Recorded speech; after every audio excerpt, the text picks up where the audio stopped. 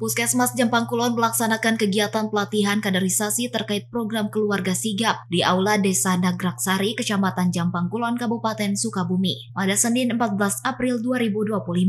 Kegiatan ini diikuti kurang lebih 30 orang kader posyandu dari dua desa, Desa Nagraksari dan Desa Tanjung, yang masih berada di Kecamatan Jampang Kulon. Program sigap atau keluarga siaga dukung kesehatan, siap hadapi masa depan, bertujuan untuk melindungi anak dari penyakit yang dapat dicegah melalui perilaku hidup sehat dan positif. Kepala Puskesmas Jampang Kulon, Sunaria, menyampaikan, untuk suksesnya program tersebut pihaknya menghimbau kepada para peserta untuk dapat mengikuti pelatihan dengan penuh semangat dan sungguh-sungguh dalam menyimak materi yang disampaikan oleh narasumber sebagai pemateri.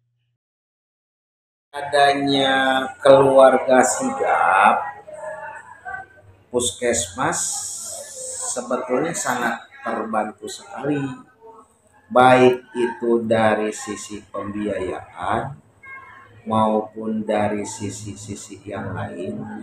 Kenapa? Karena yang dilakukan oleh sigap hari ini sebetulnya oleh Puskesmas juga dan instansi lain seperti desa, kecamatan itu dilaksanakan. Digelarnya kegiatan ini juga mendapat apresiasi dari para kepala desa, salah satunya Kepala Desa Nagraksari, Kecamatan Jampang Kulon. Dirinya mengaku materi ini sangat penting untuk menambah ilmu dan pengetahuan para kader di desanya.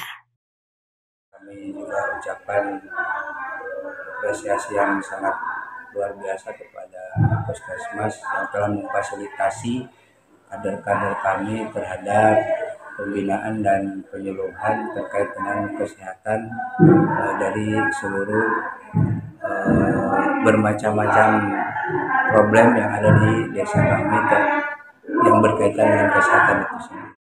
Dari Kecamatan Jampang Kulon, Kabupaten Sukabumi, Indra Sofian, Tim Liputan MGS TV melaporkan.